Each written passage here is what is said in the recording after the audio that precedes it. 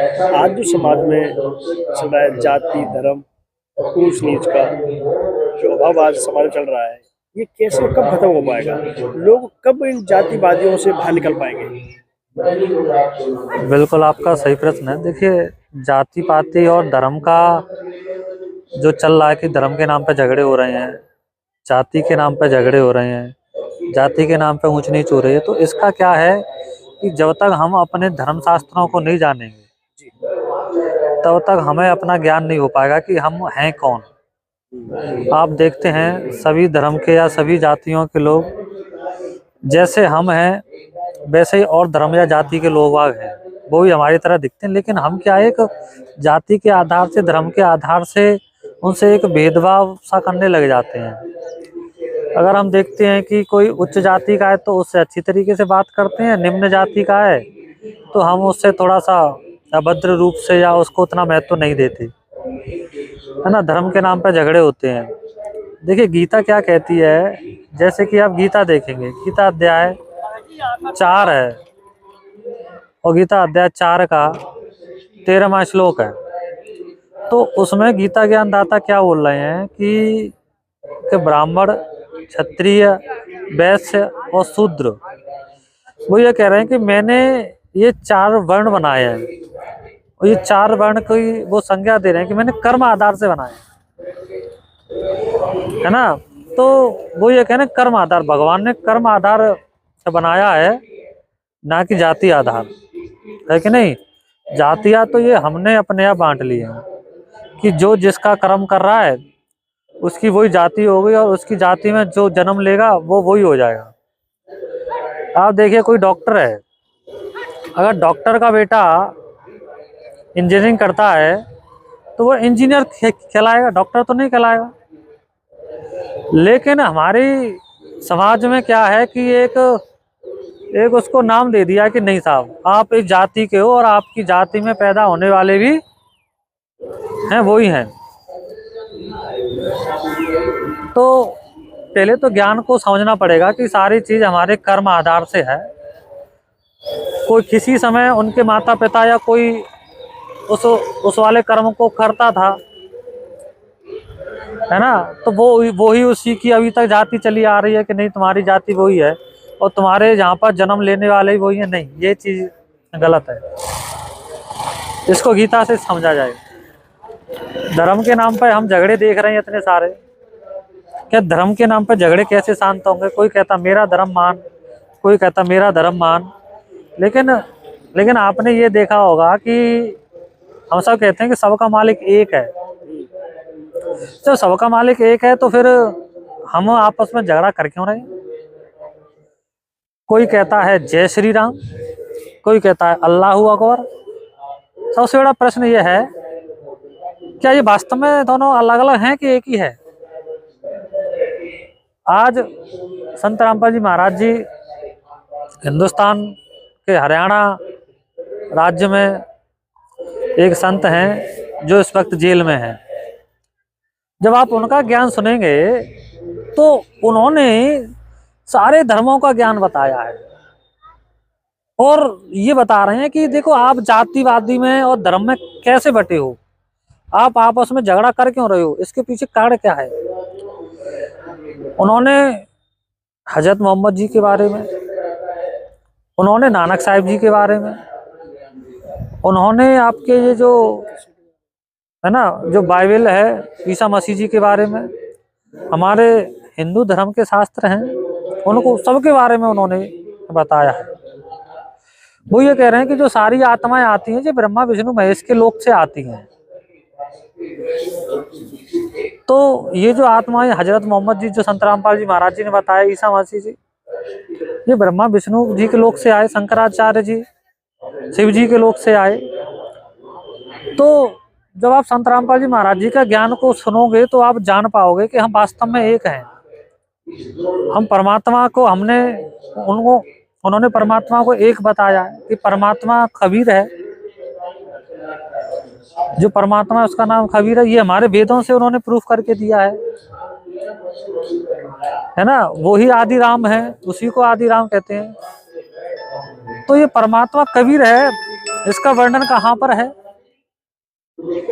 तो देखो, कोई चीज होती है वो शास्त्रों से प्रूफ होती है। मैं अपनी ओर से कुछ भी कह दूं तो वो उसका क्या वो रहेगा कि मतलब ऑथेंटिसिटी क्या है उसकी, कि उसको सच कैसे माने। तो सत्यता साबित होती है हमारे शास्त्रों से, कि मैं कह रहा हूँ कि परमात्मा कबीर है, लेकिन कबीर हैं कैसे, है कि नहीं? मेरे कहने से तो नहीं साबित होगा वो। परमात्मा साबित होंगे हमारे शास्त्रों से, हमारे वेदों से।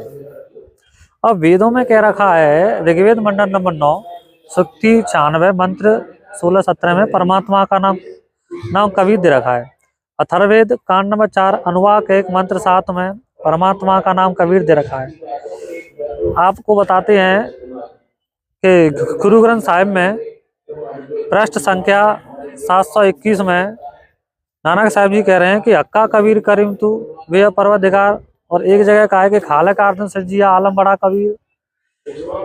आपके कुरान शरीफ में और जो उनकी धार्मिक पुस्तक है कुरान शरीफ है, तो उसमें दे रखा है, उसमें कई जगह कबीर नाम दे रखा है कि वह कबीर है। लेकिन कबीर का अर्थ क्या कर रखा है उन्होंने? बड़ा कर रखा है, क्योंकि कबीर का अर्थ है बड़ा भी होता है। लेकिन कई जगह बड़ा का अर्थ वो साबित नहीं हो पा रहा है कि यहाँ पर कबीर ही आना है कि नहीं? अब आते हैं बाइबल पे। बाइबल के अंदर जो ऑर्थोडॉक्स वाली जो बाइबल है उसके 36 के 5 में दे रखा है कि अलमाइटी गॉड कबीर। बताइए, अलमाइटी गॉड कबीर, कि वह सर्वशक्तिमान कबीर है। नानक साहब जी की वाणियों में कबीर साहब का गुणगान किया गया है। आप देखेंगे आज इतना बड़ा पंथ चल रहा है, राधा स्वामी पंथ, वो कबीर साहब की वाणियों पे चल रहा है। कबीर साहब की वाणियां हैं, जय गुरुदेव पंथ है, कबीर साहब की वाणियां हैं। लेकिन आज तक हमने किसी ने सिर्फ कबीर साहब को एक कवि और एक संत के रूप में जाना। और सबसे बड़ी बात यह है कि क्या ये वही कबीर हैं जो इससे पहले 600 वर्ष पहले आए थे? तो मैं ये कहूँगा कि हाँ, ये वही कबीर हैं। इसकी पहचान कैसे होगी? आप देखिए, जब कबीर जी का हम जीवन परिचय देखते हैं तो वह एक नीरू और नीमा को एक तालाब के किनारे मिले थे। जो संत रामपाल जी महाराज जी का ये ज्ञान है, उसी ज्ञान को मैं अपने मुख कमल से बोल रहा हूँ, मेरा अपना कोई ज्ञान नहीं है। तो नीरू नीमा को जब कबीर साहब जो है एक तालाब में कमल के फूल पर मिले, और दूसरा क्या है कि कबीर साहब का जो पालन पोषण है वो कुंवारी गाय से हुआ है। कुंवारी गाय का मतलब जिसको किसी बैल ने टच नहीं किया हो। अब वेद क्या कहते हैं? ऋग्वेद मंडल नंबर 9 सूक्ति 1 मंत्र 9 में ये कह रखा है कि वह जब परमात्मा इस धरती पर आते हैं तो उसका पालन पोषण कुंवारी गाय से होता है। जब आप कबीर सागर पढ़ेंगे तो कबीर सागर में दे रखा है कि कबीर जी का जो पालन पोषण है, रामानंद जी के पास जब गए, कबीर जी दूध नहीं पी रहे थे तो नीरू नीमा रामानंद जी के पास गए, जो कबीर सागर में दे रखा है। तो उन्होंने कहा कि भाई आप ऐसा करो कि कुंवारी गाय का दूध पिलाओ, ये कुंवारी गाय का दूध पिए। तो उन्होंने कुंवारी गाय का दूध पिया, जो हमारे वेदों में कह रखा है। दूसरी चीज कि भगवान की पहचान जो वेदों में दे रखी है कि वो कुंवारी गाय का दूध पीता है। ऋग्वेद मंडल नंबर 9 सूक्ति 96 मंत्र 16 से लेकर 20 में दे रखा है कि वह जब परमात्मा इस धरती पर आता है तो अपने ज्ञान को दोहों और लोकोक्तियों के माध्यम से बोलता है। लेकिन यह जो जनमानस है, ये समाज है, उसको एक अच्छे कवि की पदवी देते हैं। तो वह परमात्मा कवि की पदवी भी ग्रहण करता है। जैसे कि हमने कबीर साहब को एक कवि की पदवी भी दे रखी है, तो ये वाला भी कबीर साहब पर खरा उतारता है।